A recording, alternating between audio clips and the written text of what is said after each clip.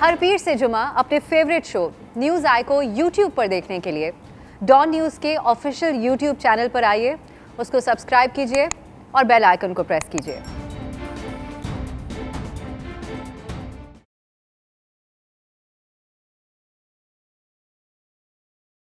अस्सलाम वालेकुम, मैं हूं अफसा कोमल। आज के प्रोग्राम में हम वीकली राउंड अप करेंगे हफ्ते भर की खबरों का।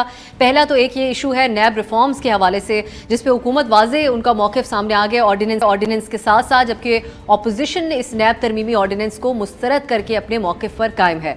पीपल्स पार्टी ने सेनेट में ऑर्डिनेंस के खिलाफ करारदाद भी जमा कराई है, जबकि मुश्तरका अपोजिशन ने नैब ऑर्डिनेंस पर बहस करी कौमी असम्बली के इजलास में इजलास बुलाने के लिए रिक्वेजिशन भी जमा कराई है। बहस इस बात पर भी हो रही है कि हुकूमत अपोजिशन से बात क्यों नहीं करती इस तरह के मामलात पर। अहम कानून साजी के हवाले से कल हमने इसी पे तफसीली बहस की थी अपने प्रोग्राम में। सलीम मांडवी वाला साहब ने कहा कि हुकूमत हमारे साथ मुशावरत किए बगैर रातों रात ऑर्डिनेंस लेकर आती है और फिर हमारे खौफ से उन्हें ऐवान में नहीं लेकर आती। हम ये जानने की कोशिश करेंगे आज के अपने मेहमानों से कि क्या अपोजिशन के खौफ से ऐसा हुकूमत की तरफ से किया जाता है, या फिर हुकूमत अपोजिशन को खातिर में नहीं लाती, अहमियत नहीं देती किसी किस्म की। जैसा कि इंतखाबी इस्लाहात के हवाले से भी अब खबरें ये हैं कि अपोजिशन आप सबके सामने मौजूद है, उनके तहफ़्फ़ुज़ात EVMs के हवाले से। लेकिन वज़ीर आज़म का अब कल का एक बार फिर से बयान है, जहां वो कहते हैं तहरीक इंसाफ की कोर कमेटी के इजलास में प्राइम मिनिस्टर की बात को हम हतमी पॉलिसी समझते हैं, तो वो ये कहते हैं कि अगले इलेक्शन हर सूरत EVM के ज़रिए ही होंगे। एक और भी मामला है, उसका भी जिक्र करेंगे। वज़ीर दाखिला का एक बयान है बड़ा अहम, जिसमें वो कहते हैं कि मरियम नवाज़ की जहरीली गुफ्तगू से नुकसान मरियम नवाज़ का होगा। और उन्होंने कहा कि शहबाज शरीफ की मुफाहमत की बात शहबाज शरीफ करते हैं, दूसरी तरफ मरियम नवाज़ हैं वो उस पर पानी फेर देती हैं। उन्होंने कहा कि नून लीग आज जहाँ पर खड़ी है उसकी जिम्मेदार मरियम नवाज़ है। ये बात शेख रशीद ने मरियम नवाज़ के हालिया बयान के रद्द-ए-अमल में कही, जिसमें मरियम नवाज़ ने अपने खिलाफ केसेस DGISI के किरदार के हवाले से उन्होंने कुछ इल्ज़ामात लगाए थे जो मरियम नवाज़ पे केसेस हैं।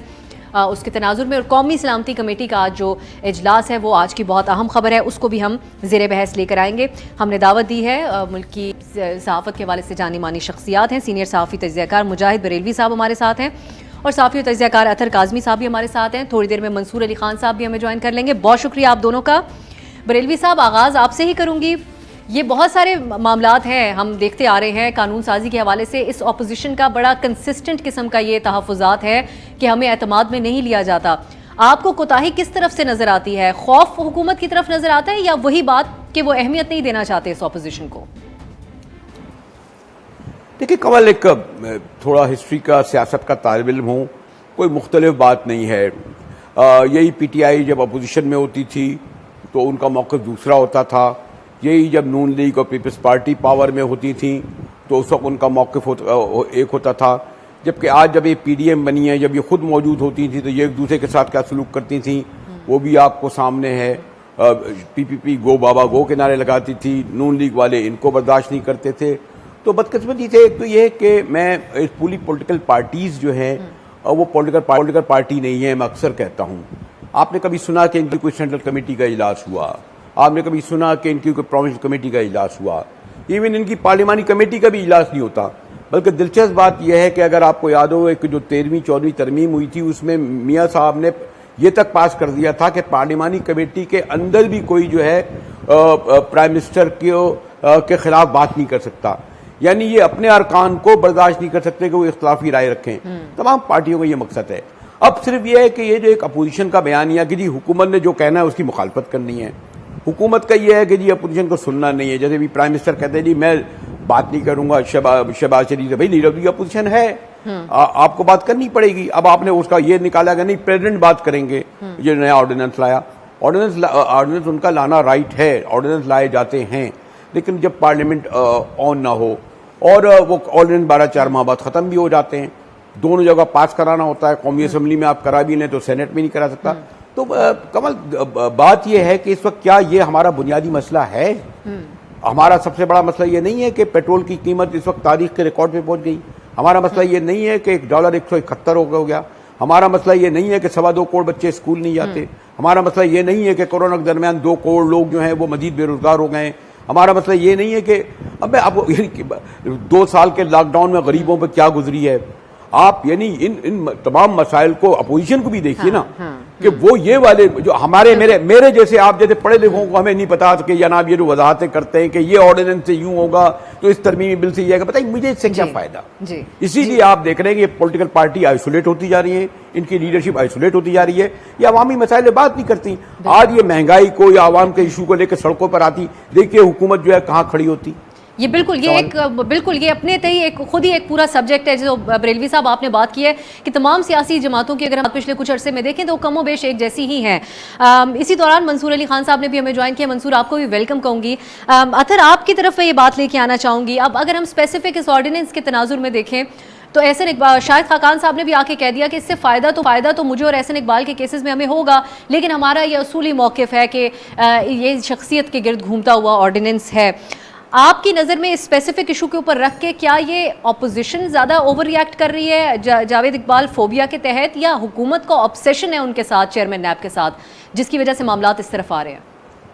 देखिए, समवेयर इन द मिडिल कोई बात होती है, इसलिए कि हुकूमत आपका अपना सियासी एजेंडा है, ऑपोजिशन का अपना सियासी एजेंडा है। अगर आप इस तरमीमी ऑर्डिनेंस के अंदर चीज़ें देखिए, इसमें बहुत सारी ऐसी चीज़ें हैं जो नून लीग के लिए भी काबिल कबूल होंगी, जिस तरह शाहिद खाकान अब्बासी साहब ने खुद जिक्र किया, और पीपल्स पार्टी के लिए भी होंगी।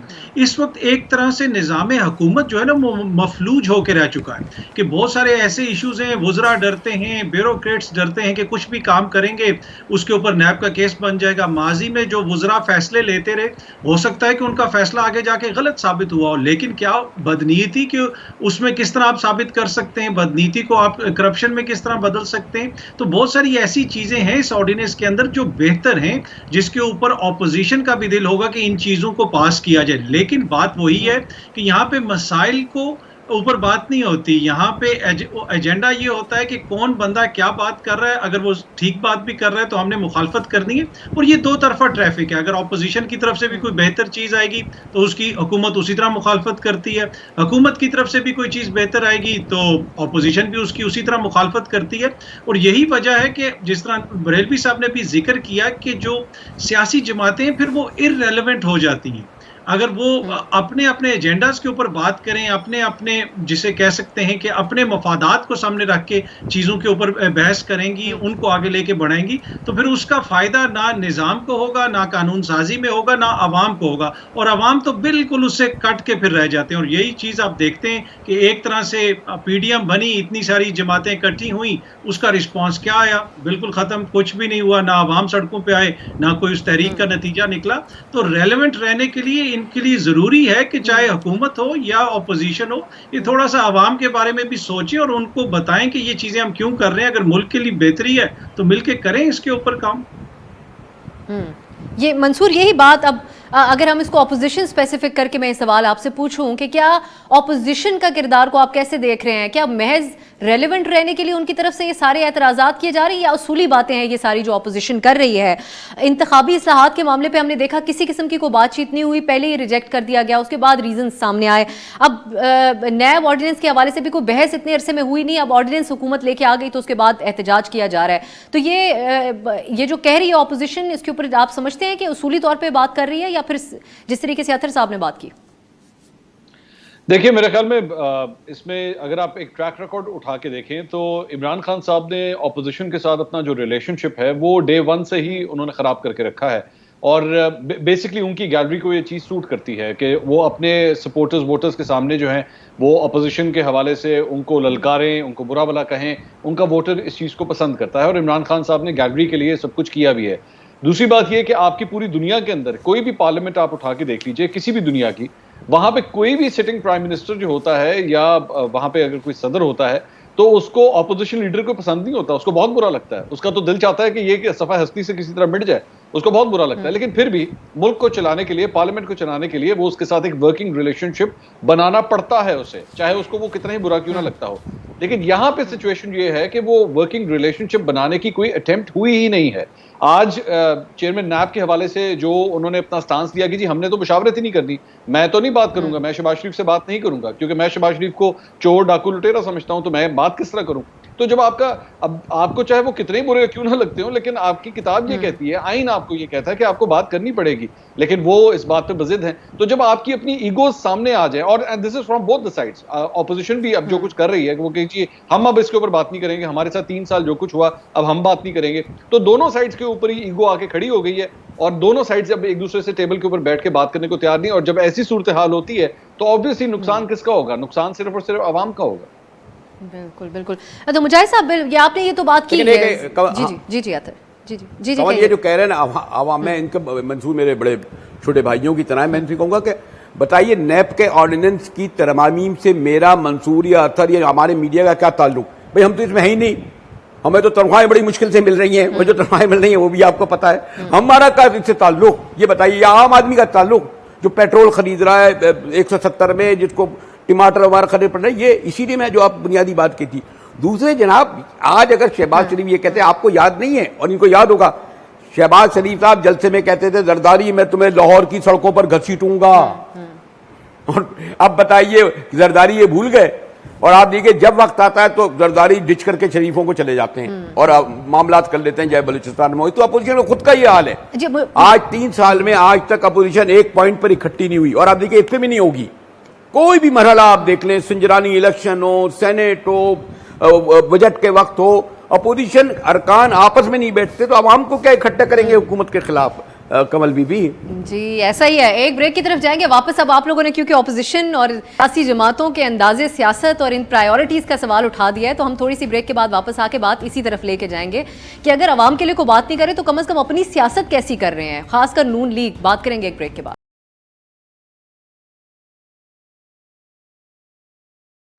ब्रेक के बाद खुश आमदीद। आज के प्रोग्राम में हम बात कर रहे हैं हफ्ते भर सामने आने वाली जो सियासी खबरें हैं उनके हवाले से। बरेलवी साहब, ब्रेक से पहले इससे बात हो रही थी, अब क्योंकि टॉपिक आपने छेड़ा है तो हम इसको नतीजे तक पहुंचाते हैं। ठीक है, अवाम के मसाइल की तो बात आइडियली नहीं रहे मामलात, हमेशा हमने देखा है सियासत शख्सियात की गिर्द घूमती है, हमारे यहाँ इसी तरह के मामलात चलते हैं। नून लीग की अपनी सियासत को आप कैसे देख रहे हैं? बयानिए के ऊपर हम हर छठे दिन एक प्रोग्राम रख के बैठ जाते हैं, लेकिन अब फिर हम देख रहे हैं कि एक तरफ शहबाज शरीफ साहब है, दूसरी तरफ रीसेंट बयानात मरियम नवाज के, तो किस तरफ जा रही है इनकी सियासत? देखिए कोमल बीबी, एक बात तो वाज़ेह है कि शहबाज शरीफ साहब अब जो आपको कंटोनमेंट में रिजल्ट से अंदाज़ा हो गया होगा, अगर वो रवैया इख्तियार ना करते तो कंटोनमेंट में जो पंजाब को एक भारी अक्सरियत मिली है उसका सबब है कि लोगों ने उन्हें वोट दिए, और ये सिग्नल दे दिया पीटीआई को कि जनाब आप जो ये समझ रहे थे, जो मैं नहीं नाम लेता कोई इस्टेब्लिशमेंट वगैरह या किसी का, लेकिन मरियम बीबी का मामला दूसरा है। वो पॉपुलर पर्सनैलिटी तो हैं, लेकिन पाकिस्तान में जो पॉलिटिकल डायनेमिक है, जो आपको भी इल्म है कि किस तरीके से पीपल्स पार्टी इतनी बड़ी पार्टी थी और 16 उनको सीटें मिली थी पता नहीं 91-93 के इलेक्शन में, उसमें और नून लीग कितनी बड़ी पार्टी थी। याद है जब 2002 के इलेक्शन में आए तो शायद 18 या 19 नशिस्तें आई थी। पीटीआई जो है तमाम जोर लगा के 13 में जो है 51 सीटें ले के आई थी। अभी भी इन बेचारों को किस तरह मिला है? उस दिन प्राइम मिनिस्टर गवर्नर हाउस में आए थे, 3-4 लोगों को बुलाया और कहने लगे मुझे क्या जरूरत थी समझौता करने की, एक एमएनए के लिए मुझे रात को 25 करोड़ रुपए दिलवाने के लिए वो करना पड़ता है, 4 जो है चौधरियों के लिए करना पड़ता है पार्टी के। मकसद ये कि ये इन्हें पता है कि जनाब खुद ये पॉलिटिकल पार्टी, इनके एमएनए, इनके सेनेटर वो इनके हाथ में नहीं है। मरियम बीबी ये समझती हैं कि जी शीज वो एक पॉपुलर अवामी सपोर्ट तो रखती हैं, लेकिन जो पंजाब में लोग जो हैं वो सड़कों पे आने की तैयार नहीं, वोट जरूर देंगे। और इन्होंने और इनके वालिद ने भी कोशिश कर ली। आप गौर कीजिए, जब Nawaz Sharif was sitting prime minister को उतारा जाता है, हथकड़ियां लगा के अडियाला जेल ले जाता है, और खाकान अब्बासी साहब आके हल्फ उठाते हैं। खाकान अब्बासी साहब को तो ये चाहिए था उन्हें मरने को लेकर अडियाला जेल जाते, मैसेज देते कि हम नहीं मानते। माना या नहीं माना उन्होंने अपने को प्राइम मिनिस्टर? अगर गैर कानूनी था मियां साहब का निकाला जाना, अगर वो जो पनामा लीग के निकाले गए कमाल आए, यानी खुद एक्सेप्ट करते हैं इस सिस्टम को।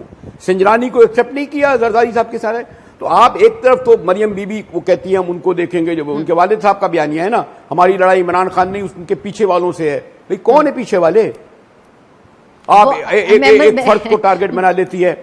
अब वो जो है ना, हमें पता है ये सब बातें, आपको आपकी पैदाइश ही वही हुई है। अब मरियम बीबी की सियासी बलूकत उस वक्त नहीं हुई थी जब उन्हें उनके वालिद साहब ये सब कुछ करते थे। तो ये जो है मुस्लिम लीग नून का जो पॉलिटिकल कल्चर है, मुस्लिम लीग नून की जो पॉलिटिक्स की बेस रही है, वो कभी एंटी एस्टेब्लिशमेंट रही नहीं है। अब वो मियां साहब लंदन में जाके ये बात करते हैं, और जिस तरह लंदन गए वो भी आपको इल्म है किन लोगों ने भेजा है, कैसे जा सकते थे वो। मंसूर साहब की तरफ जाना जरूरी हो गया है, मैं ये बात लेके मंसूर साहब, अब आपकी नजर में ये जो बरेलवी साहब बात कर रहे हैं, इसमें किस हद तक आप इसको अग्री करेंगे या नहीं? और दूसरा ये कि एक सोच ये भी पाई जाती थी जब कहा जाता है कि मरियम नवाज क्राउड पुलर हैं, तो कहा जाता है कि वो जो वोटर सपोर्टर है वो देखता है कि वो जो बात कर रही है वो नवाज शरीफ का मौकिफ है, और फिर मुजाहमत का बयानिया है कि जो हर कुछ अरसे बाद खामोशी के बाद वो इस तरह की कोई बात कर देती हैं। लेकिन क्या शेख रशीद साहब के मुताबिक जिस तरह वो कह रहे हैं कि यही बात है जो नुकसान पहुंचा रही है, ये नुकसान पहुंचा रही है या रिवाइव करने के लिए वो इस तरह की बात करती हैं पार्टी को? देखिए, मरियम नवाज के हवाले से मैं इस बात से एग्री कर सकता हूं कि वो वक्त के मुताबिक वक्त को जांचते हुए कभी खामोश हो जाती हैं, कभी बोलना शुरू हो जाती हैं। लेकिन क्या ये हकीकत नहीं है कि वो जो भी बोलती हैं वो बात वही बोलती हैं जो आज से 1 साल पहले उन्होंने बोली या 2 साल पहले बोली?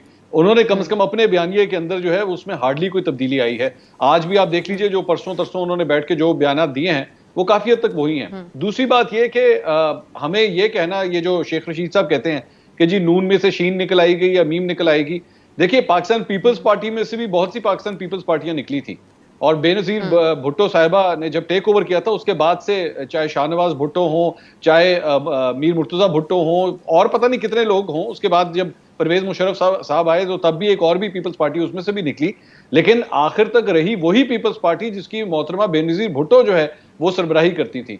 तो मुस्लिम लीग नून में से बहुत से ग्रुप निकलेंगे, बिल्कुल ये हकीकत है, बिल्कुल निकलेंगे वक्त के साथ। जो अपने आप को नहीं महसूस करेगा मैं कंफर्टेबल नहीं हूं, या जो लेकिन रहेगी कौन सी मंसूर, शहबाज साहब वाली या नवाज शरीफ साहब वाली? अच्छा, शहबाज शरीफ साहब और नवाज शरीफ साहब के हवाले से ये भी मैं ग्रुप नहीं, मसला भाइयों का है, मसला भाइयों का है। जी मंसूर, जी जी देखिए, मैं पहले भी ये बात कह चुका हूं कि ये कतई तौर पे नहीं हो सकता कि शहबाज शरीफ साहब जो है ना वो नवाज शरीफ के सामने आके खड़े हो जाएं, ये नहीं हो सकता। ये जरूर हो सकता है कि वो अपनी राय देंगे, इख्तलाफ करेंगे। मिसाल मैं आपको एग्जांपल देता हूं, मियां जावेद लतीफ साहब का ये जो इशू है, इसके ऊपर शहबाज शरीफ साहब ने इख्तलाफ किया, अपने भाई से इख्तलाफ किया, क्योंकि वहां से अप्रूवल नहीं आ रही थी कि इनको शो कॉज नोटिस दिया जाए। शो कॉज नोटिस उन्होंने दे दिया, उन्होंने अपनी तस्कीन पूरी कर ली, लेकिन उसके बाद क्या हुआ? उस शो कॉज नोटिस का कुछ नहीं हुआ। 1 हफ्ते का टाइम दिया गया था, वो 1 हफ्ता खत्म भी हो चुका है, लेकिन आगे उसके अंदर कोई डेवलपमेंट नहीं हुई। मियां जावेद लतीफ ने अब तक उस शो कॉज नोटिस का जवाब तक नहीं दिया। लेकिन ये इख्तलाफ था, ये दोनों भाइयों में वाकई इख्तलाफ था, लेकिन उस इख्तलाफ को उन्होंने एक दूसरे से बात करके खत्म कर दिया। माय पॉइंट इज, ये जो भी हो, ये चाहे नवाज शरीफ है, चाहे शहबाज शरीफ है, चाहे मरियम नवाज है, मुस्लिम लीग नून को लीड एक शरीफ फैमिली का ही मेंबर करेगा। अब आपको ये पसंद हो,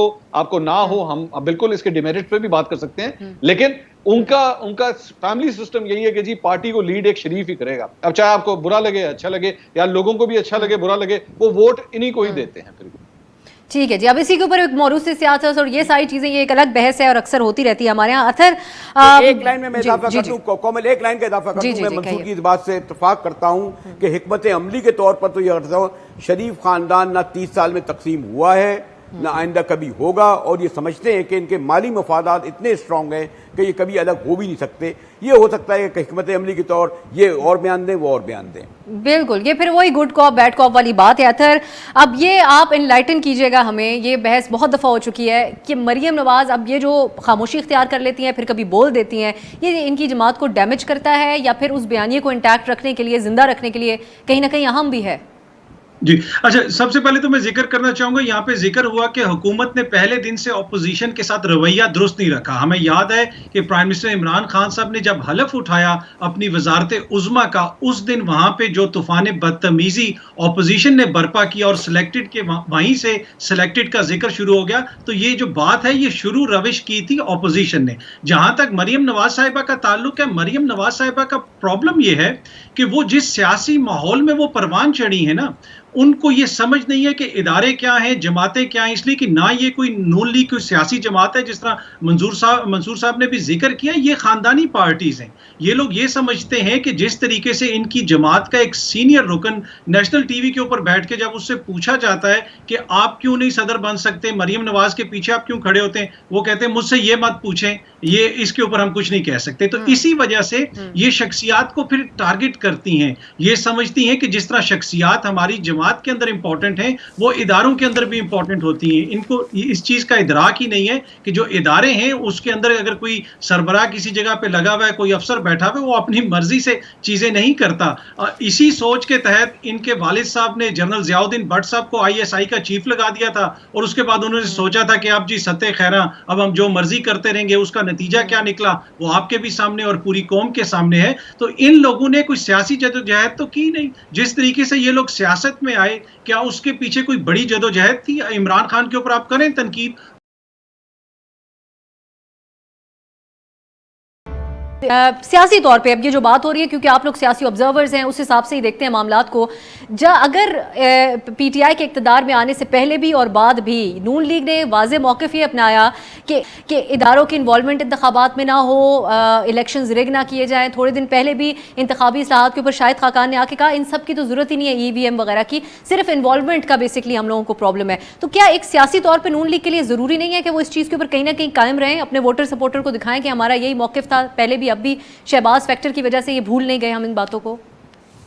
देखिए सियासी तौर पे तो जरूरी है कि जो भी बयानिया हो, कोई भी आपका नारा हो, उसके साथ आपको स्टिक करना पड़ता है। जिस तरह आप PTI को देख लें, उन्होंने एहतसाब का एक नारा लगाया हुआ है, वो एहतसाब करें या ना करें, या एहतसाब कामयाब है या नाकाम है, लेकिन वो उस नारे को लेके चल रहे हैं। इन लोगों का मसला ये है कि ये लोग कौमी सियासत नहीं कर रहे, ये मफादात की सियासत कर रहे हैं। ये तब एक बयानिया लेके आगे चलें जब ये कोई इनके पीछे कोई नजरिया हो। इनका नजरिया सिर्फ ये है कि अपने मफादात का तहफ़्फ़ुज़ करना है। जब आपका टोटल नजरिया ये हो तो फिर आप एक बयानिया लेके आगे नहीं चल सकते। फिर आपका बयानिया इसी तरह होता है कि लंदन तो क्या, मेरी तो लाहौर में भी कोई जायदाद नहीं है। फिर मंसूर भाई यहाँ बैठे हुए, उन्हीं के साथ प्रोग्राम में उन्होंने बताया मेरी तो करोड़ों की जायदादें। तो इन लोगों से आप बहुत ज्यादा हम एक्सपेक्ट करते हैं कि ये लोग कोई कौमी सतह की सियासत करेंगे। ये टोटल खानदान के तहफ़्फ़ुज़ और उनके मफादात के तहफ़्फ़ुज़ की सियासत है। और बाकी जो आगे पीछे 30-30, 40-40 साल सियासत करके इनके जो आगे पीछे लोग खड़े होते हैं, कल ही शायद खाकान अब्बासी साहब को मरियम बीबी कुछ और कहेंगी तो वो कहना शुरू हो जाएंगे। तो उन लोगों ने तो वही कहना है जो हाउस ऑफ शरीफ से आना है या हाउस ऑफ भुट्टो से आना है। तो ये इनकी टोटल सियासत है। अगर हम इसको इस नजर से देखेंगे तो हमें भी समझने में भी आसानी होगी और हमारे जो अवाम को भी समझने में आसानी होगी। मंसूर, एहतसाब के बयानी की बात हुई हुकूमत के, हम इसके ऊपर भी आजकल जो अपडेट्स चल रही हैं वो देख रहे हैं। एक तरफ पेंडोरास पेपर्स जो सामने आए हैं वो कितना बड़ा चैलेंज है इस हिसाब से, और अब तक के 3 साल में जो 1 पॉइंट एजेंडा, सबसे अहम पॉइंट एजेंडा था हुकूमत का कि हम सब चोरों को जेलों में डालेंगे, उसमें किस हद तक कामयाब हुई है हुकूमत कंपैरेटिवली, अगर जिस तरह बात हो रही है मरियम नवाज या नून लीग के बयानिए की उसके साथ कंपैरिजन में? अच्छा, मैं सिर्फ एक दो, आपका पॉइंट भी इंपॉर्टेंट है, मैं सिर्फ एक दो चीज़ों का जवाब दे दूं कि अतर भाई फरमा रहे थे कि जी ऑपोजिशन ने जो है वो पहले दिन बड़ा तूफान बदतमीजी किया। मैं कौन सी पार्लियामेंट है जहां पे कोई ऑपोजिशन अच्छे बच्चों की तरह चुप करके क्लास के अंदर बैठती है कि जी हमने कुछ नहीं कहना, अब 5 साल के लिए प्राइम मिनिस्टर आए हैं, हम आगे से कुछ नहीं कहेंगे, हम बिल्कुल चुप करके बैठे रहेंगे, आप जो मर्जी बोलिए आके। ये हर जगह होता है। आप अच्छा चलें और सारी एग्जाम्पल छोड़ दीजिए, मोहतरमा बेनजीर भुट्टो की तरह जाके स्पीचेस तो निकाल के देखें। आपके साथ मुजाहिद बरेलवी साहब इतने सीनियर जर्नलिस्ट बैठे हैं, आप इनसे पूछिए मोहतरमा बेनजीर भुट्टो जब प्राइम मिनिस्टर थी, उनके मतलब उनके बाप को फांसी दी गई थी। ज्यादा बढ़ के और क्या होना था? इसके बावजूद वो ऑपोजिशन के अंदर नवाज शरीफ साहब बैठे थे तो मोहतरमा कहती थी कि I would like to ask the opposition leader कि हमने इकट्ठे लेके चलना है, we have to move forward together. अगर यहाँ पे इस बात के ऊपर ईगो आ गई कि जी पहले दिन मेरे खिलाफ मुझे स्पीच नहीं करने दी तो इस वजह से अब मैंने ऑपोजिशन लीडर से बात नहीं हुई, क्या हो गया? ये पूरी दुनिया में होता है, हर जगह होता है। दूसरी बात ये, आपने फरमाया कि जी एहतसाब का जो बयानिया था, मुस्लिम लीग नून के सारे लीडर्स आज जेलों से बाहर आ चुके हैं, हिरासत में नहीं है, बाहर आ चुके हैं। मैं I would like to question क्यों ऐसा क्यों हुआ? और अभी थोड़ी देर पहले मुजाहिद बरेलवी साहब, ही इज माय सीनियर, उन्होंने ये नुक्ता दिया कि जी ये जो नैब ऑर्डिनेंस है इससे क्या फर्क पड़ता है। इससे क्या फर्क पड़ता है? मेरा ख्याल में इससे ये फर्क पड़ता है कि हमारा पिछला इलेक्शन ही सिर्फ इस बेसिस के ऊपर जीता गया था कि एहतसाब होगा, जो मुल्क की लूटी हुई दौलत है वो वापस आएगी, हम लोग इंग्लैंड के अंदर जो पैसा लगा है वो वहां से वापस आएगा, जहां जहां बाहर गया है पैसा वो सब वापस आएगा, लूटी हुई दौलत हम वापस ला के देंगे, इन्हीं लुटेरों से, इन्हीं शरीफ फैमिली से, भुट्टो खानदान से लेकर आए। वो किधर है? वो आना चाहिए। वो अवाम ने इसी बुनियाद के ऊपर तो आपको वोट दिया था। अब अगर नहीं ला रहे और आप एक ऐसा ऑर्डिनेंस ला रहे हैं जिससे इस प्रोसेस को एक्चुअली आप खत्म करने जा रहे हैं या डाइवर्ट करने जा रहे हैं, तो लोगों के ऊपर तो असर पड़ेगा, लोगों के साथ ये ज्यादती होगी और क्या होगा। अतर आपकी तरफ आऊंगी मैं, यही बात लेके जो मंसूर पॉइंट्स उठा रहे हैं, एहतसाब के हवाले से अगर हम पीटीआई सेंट्रिक बात करें तो अगले इंतखाबात में क्या इस बयान के साथ, इस बयानिए के साथ दोबारा पीटीआई जा सकती है कि हम सबका एहतसाब करेंगे? अब तक उनको क्या कामयाबी मिली, खासकर चेयरमैन नैब ने ऐसा क्या कारनामा सर अंजाम दिया इतने वक्त में जो इतना ज़्यादा मुसर है ये हुकूमत उनको बरकरार रखने पर, और अभी भी इस बात पर बड़ी कॉन्फिडेंट है कि इन्होंने एहतसाब किया है? देखिए, जहां तक इंतखाबात में किसी नारे के साथ जाने का ताल्लुक है, तो यहाँ पे तो ऐसी भी मिसालें हैं कि जो नारा 1960 की दिहाई में लगा था, अभी भी उसी नारे के ऊपर जो है सियासी जमातें जाती हैं इंतखाबात में। तो पाकिस्तान की अवाम की जो मेमोरी है वो लगता है इस तरह के बड़ी कम है, वो भूल जाते हैं कि नारा इन्होंने पिछली दफा भी यही लगाया था। तो ये हुकूमत भी ऐन मुमकिन है कि इसी नारे के साथ जाएगी। अगर मौजूदा आप एहतसाब की हालत देख लें तो एहतसाब के अंदर अगर इस हुकूमत ने कोई एक रिजल्ट, बड़ा रिजल्ट लिया है, तो वो यही है शहजाद अकबर साहब का कि उन्होंने जहांगीर तरीन साहब को नाराज कर दिया। उसके अलावा कोई बड़ी कामयाबी इनको उस तरह नजर नहीं हमें आती। अब बात जहां तक शहबाज शरीफ साहब का ताल्लुक है और एहतसाब का ताल्लुक है और साथ साथ चेयरमैन नैब का ताल्लुक है, अब चेयरमैन नैब की तैनाती के लिए मुशावरत करना जरूरी है इस पे इख्तलाफ के लीडर के साथ, जिस तरह पहले भी जिक्र हुआ। लेकिन अब ये क्या लॉजिक को डिफाई नहीं करता कि एक शख्स जिसके ऊपर इतने संगीन मुकदमात हों और इतने सीरियस मुकदमात हों और जिस इदारे ने उसकी तहकीकात करनी है उसके सरबराह के लिए उसी शख्स के साथ मुशावरत की जाए। और ये नैब ऑर्डिनेंस के अंदर भी गालिबन ये 18वीं तरमीम के अंदर ये लोग ये चीज लेके आए थे कि हिज़्ब इख्तिलाफ के जो रहनुमा है उनके साथ भी जो मुशावरत होगी। तो अब इसके ऊपर खुद भी अगर वो इतने सियासी लोग हैं, वो सियासी बसीरत रखते हैं, तो वो उनको खुद भी इसके ऊपर सोचना चाहिए ना कि किस तरीके से दुनिया की किसी भी पार्लियामेंट के अंदर जी आप कुछ नहीं, लेकिन अतर ये हमारे मयारात इस मुताबिक हैं। यहाँ पे तो सिटिंग वजीर आजम के ऊपर केसेस चल रहे होते हैं, मुकदमात, इल्जामात होते हैं, लेकिन हुकूमत ये तो नहीं कहा जा सकता कि ऑपोजिशन उसकी तहकीकात करवाए आकर। तो ये कॉन्फ्लिक्ट ऑफ इंटरेस्ट की जो हम मिसाल देते हैं, क्या ये बहुत फैंसी मिसाल नहीं है हमारे सिस्टम्स के हिसाब से? देखिए, सिस्टम के हवाले से तो आप यकीनन कह सकते हैं कि एक फैंसी मिसाल है, लेकिन आपने पहले कोई ऐसा मिसाल देखी कि पाकिस्तान के अंदर कोई ऑपोजिशन लीडर हो जिसके ऊपर इतने ज्यादा मनी लॉन्ड्रिंग के केसेस हों, जिसके बरतानिया के अंदर भी उसके ऊपर तहकीकात हो रही हैं? तो कहीं ना कहीं से तो हमें स्टार्ट करना पड़ेगा ना। अगर हम जमहूरियत की बात करते हैं, हम सियासी मुदाखलत की बात करते हैं इदारों की जानिब से, तो फिर हम वहां पे अगर फैंसी हो सकते हैं तो हमें फिर यहाँ पे भी फैंसी होना पड़ेगा। जी, मैं यही बात मंसूर की तरफ है। मंसूर, अगर शहबाज शरीफ साहब को अपोजिशन लीडर हैं, उन पर इल्ज़ाम है, उनसे ना मुशावरत की जाए, यहीं से स्टार्ट कर लिया जाए, तो क्या हर्ज है इसमें? मैं इसमें 2 पॉइंट्स बल्कि 3 पॉइंट्स में कहना चाहूंगा। सबसे पहली बात तो ये कि ये बिल्कुल एक गलत नोशन है कि जी आज तक क्या कभी कोई ऐसा ऑपोजिशन लीडर आया है कि जिसके ऊपर ऐसे इल्जामात हो। 1948 के बाद से लेके कायदे आज़म जब इस दुनिया से चले गए थे तब से लेकर अब तक, खास तौर पे जब पहला 1956 का आइन आया था उससे पहले जो पाकिस्तान के अंदर पॉलिटिक्स हो रही थी, जरा उसको उठा के देखिए कि ऑपोजिशन के साथ जो है वो ऑपोजिशन के ऊपर क्या इल्जामात लगते थे और किस तरह गिरफ्तारियां होती थी। और ये सिलसिला में 1950 से चल रहा है, एक बात। तो there is nothing new in that. Secondly, ये इल्जामात हैं, चाहे जो भी है, वो अभी भी एक मुल्जिम है, मुजरिम नहीं है, एक बात। दूसरी बात यह कि कॉन्फ्लिक्ट ऑफ इंटरेस्ट की जहां बात आती है, बिल्कुल मॉरल हाई ग्राउंड इसके ऊपर आना चाहिए। बल्कि मेरा ख्याल में तो टेक्निकली स्पीकिंग शहबाज शरीफ साहब को तो वैसे ही खुद ही स्टेप बैक कर लेना चाहिए कि जी I don't think I should be the one who should be a part of this debate. लेकिन ऑब्वियसली ये होता तो है नहीं यहाँ पे। दूसरी बात यह कि आपको याद होगा कि पाकिस्तान तहरीक-ए-इंसाफ का एक फॉरेन फंडिंग केस चल रहा है इलेक्शन कमीशन ऑफ पाकिस्तान में, और अब से नहीं चल रहा, पिछले कई सालों से चल रहा है। लेकिन इसके बावजूद चीफ इलेक्शन कमिश्नर की जब तैनाती होनी थी, उसकी अपॉइंटमेंट होनी थी, उस सारे प्रोसेस में इमरान खान साहब और शहबाज शरीफ साहब ने आपस में मुशावरत की थी और मुशावरत करने के बाद ही चीफ इलेक्शन कमिश्नर को तैनात किया गया था। तो उस वक्त तो हाई मॉरल ग्राउंड में यह भी कहा जा सकता था कि जी पाकिस्तान तहरीक-ए-इंसाफ का तो अपना केस चल रहा है और इतना ऐसा खतरनाक केस चल रहा है कि जिसकी वजह से शायद उनके ऊपर जो पाबंदी भी लग सकती है। तो फिर इमरान खान साहब को तो एक्चुअली चीफ इलेक्शन कमिश्नर के अपॉइंटमेंट का जो प्रोसेस है उसमें होना ही नहीं चाहिए, लेकिन वो हुए क्योंकि वो केस अभी चल रहा है, उस केस का फैसला नहीं हुआ। और दूसरी बात ये जो अभी पंडोरा पेपर्स आए हैं, इस सिलसिले में ये जो इन्वेस्टिगेशन सेल बना है, उस इन्वेस्टिगेशन सेल की खुद सरबराही इमरान खान साहब की अंडर ही हो रही है। तो उनकी तो हुकूमत डिपेंड करती है सारे केस के ऊपर कि अगर इनके बंदे, मिसाल के तौर पर मुन्नस इलाही के खिलाफ अगर कुछ निकल आया या खुसरो बख्तियार के खिलाफ निकल आया, तो ये तो हुकूमत गिर सकती है, चाहे वो पंजाब में हो या सेंटर के अंदर हो। लेकिन इमरान खान साहब फिर भी उस पूरे प्रोसेस को खुद हेड कर रहे हैं, तो कॉन्फ्लिक्ट ऑफ इंटरेस्ट तो यहाँ पर भी है। बिल्कुल कॉन्फ्लिक्ट ऑफ इंटरेस्ट एक ऐसा मामला है कि जिसको बहुत तरीकों से देखा जाएगा। यही मेरा सवाल इसीलिए बुनियादी आप लोगों से था, लेकिन आप दोनों के बड़े अहम पॉइंट्स सामने आए एक दूसरे से रखते हुए। अतर काज़मी और मंसूर अली खान, आप दोनों का बहुत बहुत शुक्रिया। आप दोनों के अलावा हमारे साथ मुजाहिद बरेलवी साहब भी इस प्रोग्राम में शरीक थे। नाजरीन, आपने सुनी ये बड़ी मुख्तलिफ किस्म की आरा, एक दूसरे से मुख्तलिफ, और इस लिहाज से भी क्योंकि इस तरह की डिबेट्स अहम होती हैं कि जो वन साइडेड अगर हमारे ख्यालात सामने आते रहें तो हम उनका कंपैरिजन ठीक से नहीं कर सकते। सियासी जमातों की प्रायोरिटीज़ की आज के प्रोग्राम में बात हुई है। आने वाले हफ्ते में आपसे दोबारा मुलाकात होगी। आज के लिए इजाज़त दीजिए। खुदा हाफिज़।